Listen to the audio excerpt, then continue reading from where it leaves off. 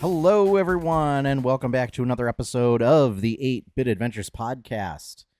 This is episode 358, and I am your host, Sean Hayes, here to bring you the latest and greatest gaming news of the past week. Some big news this week. Like one big news item, and then just like a couple other ones sprinkled in there. Yeah, it was kind of not a huge week for news here on the podcast. That's okay. Not every week is going to be a big news week. But EA is big in the news this week. Big news. So we are definitely going to be talking about that.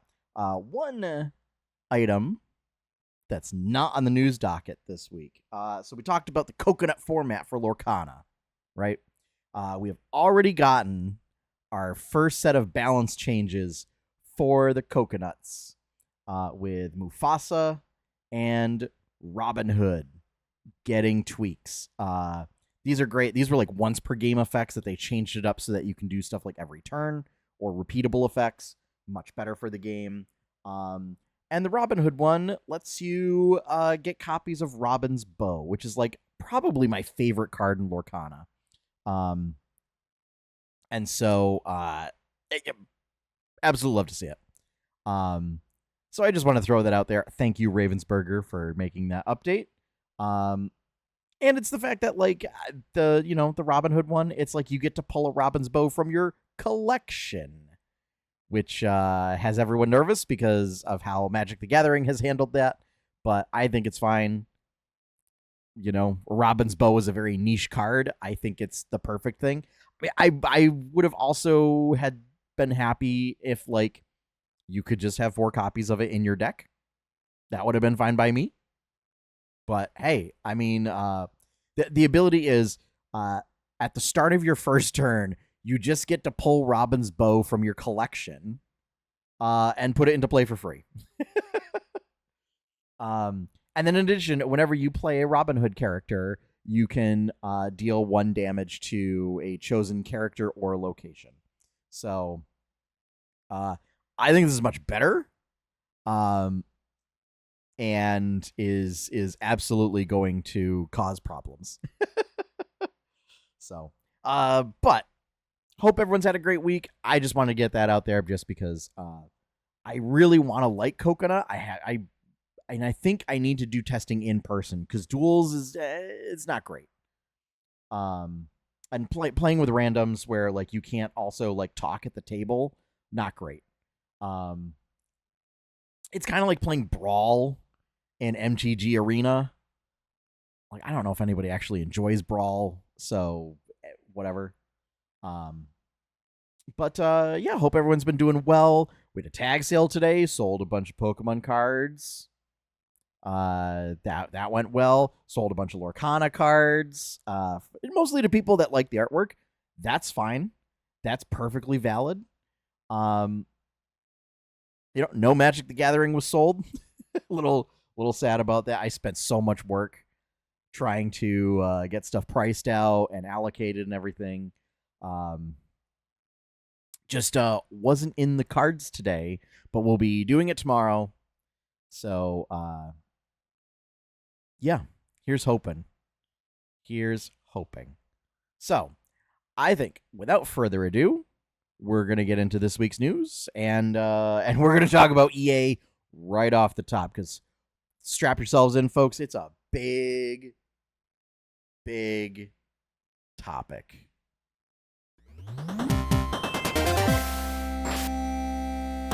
All right, so here's what happened, folks. $55 billion deal to take Electronic Arts private. So if you were a shareholder in Electronic Arts, first off, I'm sorry. Second, you received a payout of $210 a share. As a consortium of 3 companies have taken the company private. Those 3 companies are the Saudi Public Investment Fund, Silver Lake and Affinity Partners. So anyone that's been following gaming news for a while sees these three names and goes, "Oh no, this is bad." So the Saudi Public Investment Fund is like a division. It's kind of like a government division in Saudi Arabia that specifically like just funnels money into foreign companies to like provide investment and as a way to kind of like artificially foster goodwill towards Saudi Arabia. I think this might be the first time that they've done like a takeover of such a prolific company. The big concern is that now that they are the majority owner, it may start affecting what projects Electronic Arts and its subsidiary studios get to work on. So things like Madden and FIFA probably won't be affected, but things like Mass Effect, Dragon Age, Star Wars, they might get affected. Particularly if they have certain themes or storylines that might not be well received.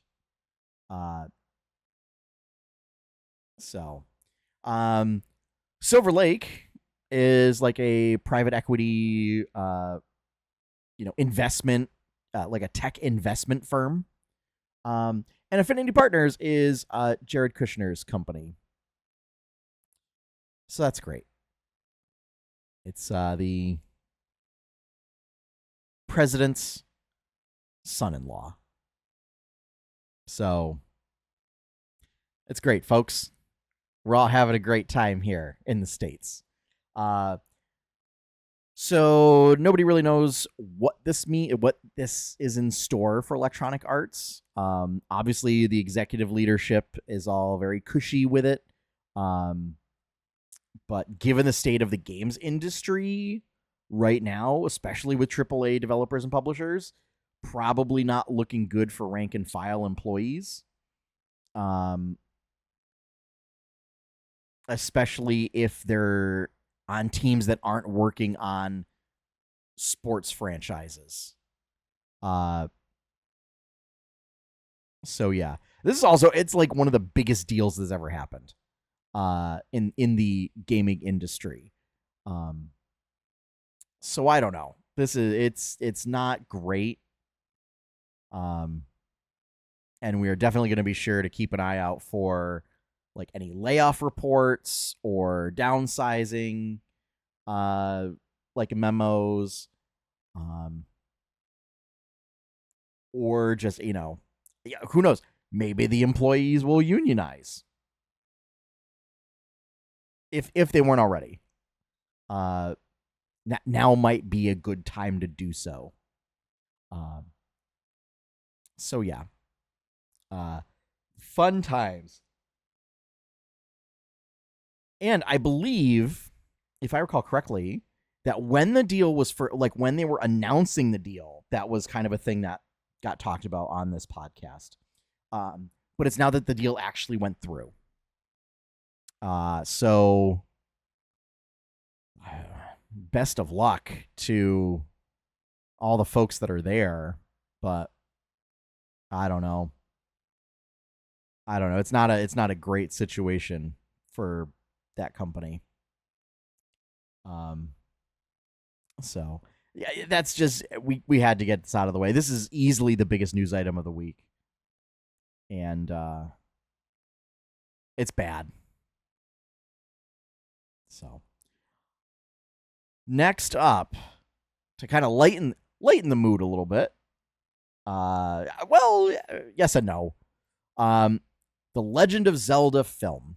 All right, so Deadline released a report citing sources close to the film, okay, of some casting, of like some new casting details being released. Now, These have not been confirmed by Nintendo. These have not been confirmed by Sony. So this is based on Deadline sources. So we have the following are part of the cast. Ivan Stravinsky is listed as playing a queen type character. So I don't know. Maybe we'll get the mythical queen of Hyrule. Usually we get the king of Hyrule. Not much is ever talked about the queen. Or who knows? Or maybe it's I don't know. There's not really any other queen type characters. So I'm gonna assume it's Deacon Lockman. Or could be Deshen. I don't know. I don't know. I don't know if it's Germanic or French. Unfortunately, is playing Impa. Uli Latukefu is going to play Ganondorf. So we're going to get the dwarf in this movie. Unclear if it's going to be like a straight like 1-to-1 with Ocarina of Time because of the whole time travel thing. It might just be like the story of Ocarina of Time, but without the time travel aspect. Or it's just like if it's just adult Link kind of meets Zelda and they hear about Ganondorf and they like just try and stop him. And then a little sad, a role by Sam Neill, the late Sam Neill, will be in the film. So a posthumous role. So I'm looking forward to this. I don't know if it's going to be good or if it's just going to be like your standard caliber of video game movie, but it feels like they're kind of doing some interesting stuff. I mean, you know, at the very least, the scenery is going to be fantastic because they're shooting it in New Zealand. So it's very Lord of the Rings.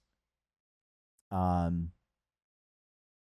know, I've seen some rumor that like Sam Neill, perhaps he could be Rauru, the Sage of Light. I don't know who else. I don't know who else he would be a good character for. But well, and we also don't know, like, we've got Ganondorf and Impa. We really don't know a lot else about the story for this movie. So maybe it's not Ocarina of Time and it's just like an original story that just kind of meshes a lot of the Zelda mythos together. But it'll be interesting to see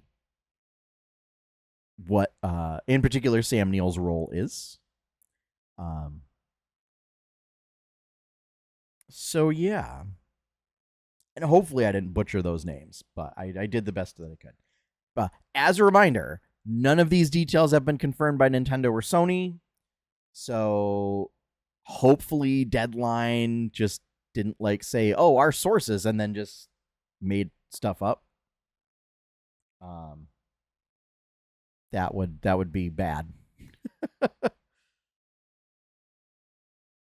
But yeah, if you're looking forward to the Legend of Zelda film, let me know in the comments. Or you can always send an email. Let me know. Or respond on social media. That always works too. I'm excited for this film. Regardless of quality. I kind of worry that it's going to be like Warcraft. And that there's going to be a lot of hype, and it just won't live up to the hype. So yeah, I mean, and they're nailing the costumes at least, so the scenery, the costumes will look great. But yeah, so yeah, some castings for Legend of Zelda. Our third and final piece of news this week. So a little bit of a shorter episode. But third and final piece of news. Pokemon Pokopia Expansion Pass Bubbly Basin. So Bubbly Basin is the first phase of the Pokopia Expansion Pass. Bubbly Basin is an underwater expansion. You will journey to... So Bubbly Basin is a new area. Most of it takes place underwater, so you're going to be doing lots of like underwater type of dwellings and structures. You're going to meet some new Pokemon. The one in particular that I'm excited for is Sharpedo. Sharpedo has such a great design, but is like an utterly garbage Pokemon. But just like the design hits real hard. It's such a great design that unfortunately like is not backed up by its Pokemon stats. But anyway, so you're gonna meet you're gonna meet Pokemon like Sharpedo, other underwater Pokemon. There will be a new move, Dive, which will allow you to like go under the water. There's like updates to existing skills, so like Leafage, Rock Smash, things like that, to use them underwater and maybe have different effects while underwater. And there will be like several upgrades to Surf.